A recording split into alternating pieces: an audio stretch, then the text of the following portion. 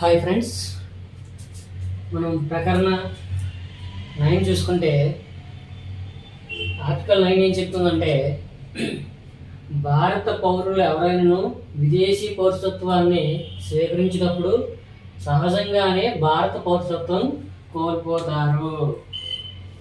ఏంటంటే ఎవరైనా భారతీయులు విదేశాల్లో నివసిస్తున్నప్పుడు ఆ దేశం యొక్క పౌరసత్వాన్ని వాళ్ళు స్వీకరిస్తే ఆటోమేటిక్గా భారత పౌరసత్వం అనేది కోల్పోతారు అనమాట.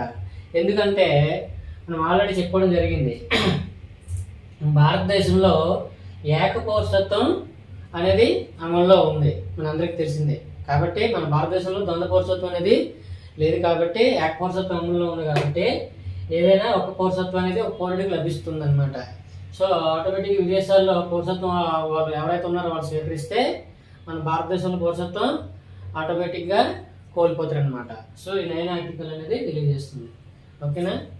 సో ఫ్రెండ్స్, ఇంకా మీ ఫ్రెండ్స్ షేర్ చేయండి, ఇంకా సబ్స్క్రైబ్ చేయించండి, అలాగే నచ్చితే లైక్ చేయండి. Thank you.